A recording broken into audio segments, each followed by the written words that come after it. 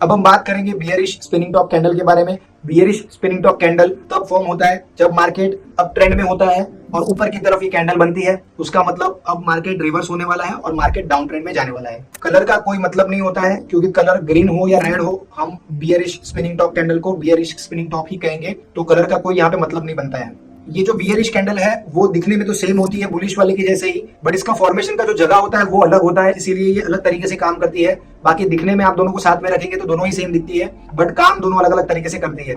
ये जो कैंडल है उसकी भी बॉडी छोटी होती है और जो अपर वीक और लोअर वीक होती है वो 1.5 से 2 गुना बॉडी से ज्यादा होती है। तो इस तरह से हम फाइंड आउट कर सकते हैं, इसको आइडेंटिफाई कर सकते हैं देख के कि ये जो कैंडल है वो bearish spinning top candlestick pattern है। तो इस तरह से हमको उसकी बॉडी साइज को देख के पता चलता है, उसके कंपोनेंट्स को देख के पता चलता है कि ये कौन सी तरह की कैंडलस्टिक पैटर्न है, क्योंकि ये सारे कंपोनेंट सारी कैंडल्स में अलग अलग तरीके के होते हैं। अब हमने समझ लिया कि इसका बॉडी टाइप क्या होता है, इसका पोजीशन कहाँ पे होता है, इसके कलर्स क्या होते हैं। अब हम रियलिस्टिक वे में बात करेंगे कि इससे पैसे कैसे बनाने हैं और इससे लॉस कैसे हम कम कर सकते हैं। उसके पहले हम जानेंगे साइकोलॉजिकली ये जो कैंडल है वो कैसे फॉर्म होता है। तो इसके पहले मैं ये बताऊं कि कैसे ये फॉर्म होता है, उसके पहले हम जानेंगे कि ये जो टाइम फ्रेम है वो 1 डे का है, जो कैंडल है वो रेड है। तो ये जो कैंडल को देख के आप क्लियरली डिसाइड कर सकते हो कि जो मार्केट स्टार्ट हुआ था वो 90 रुपीज से स्टार्ट हुआ था। मार्केट जो गया था वो 110 के रेट तक गया था, तो हाई बन गया उसका 110। उसके बाद जो है सेलर लोग ने अपना स्ट्रेंथ दिखाया और उसको 60 रुपीज तक लेके आ गए, और 60 रुपीज से वापस बायर लोग ने अपना स्ट्रेंथ दिखाया और इसको 80 रुपीज पे लाके क्लोज किया। उसका मतलब हुआ कि रिजल्ट जो हुआ नेगेटिव हो गया, क्योंकि 90 रुपीज पे स्टार्ट हुआ था, 80 रुपीज पे क्लोज हुआ है, मतलब 10 रुपीज नेगेटिव में क्लोज हुआ है। तो ये जो कैंडल का कलर है रेड है। अगर ग्रीन कैंडल भी फॉर्म होता है तभी भी हम उसको बियरिश स्पिनिंग टॉप कैंडल ही कहेंगे, क्योंकि जो है अप ट्रेंड में बना हुआ है, क्योंकि उसका पोजीशन जो है वो अप ट्रेंड में है।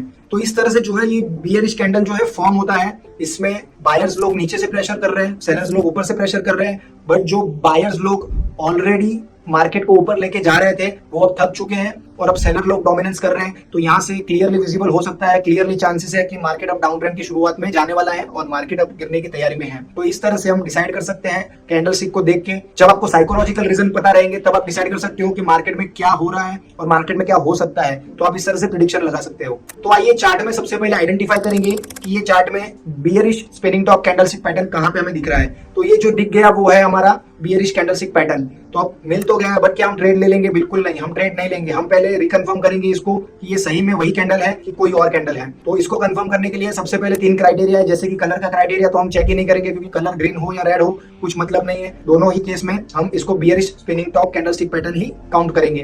दूसरा जो क्राइटेरिया होता है वो होता है उसका बॉडी साइज। तो जो बॉडी है वो बहुत छोटी है, बट जो वीक है अपर वीक और लोअर वीक वो 1.5 से 2 गुना बड़ी है। तो इसका क्लियरली मतलब है कि ये जो कैंडल स्टिक पैटर्न है वो bearish spinning top candlestick pattern ही है। बट और एक कंफर्मेशन हम करेंगे जो है ट्रेंड के साथ में, कि ट्रेंड अपर ट्रेंड में है, ऑलरेडी शेयर प्राइस ऊपर की तरफ जा रहा है और ऊपर की तरफ ये कैंडलस्टिक पैटर्न बना हुआ है, तो मतलब हायर चांस है मार्केट डाउन ट्रेंड की तरफ निकलने वाला है। तो इस तरह से हम प्रेडिक्शन कर सकते हैं मार्केट का सिर्फ कैंडलस्टिक पैटर्न को देख के।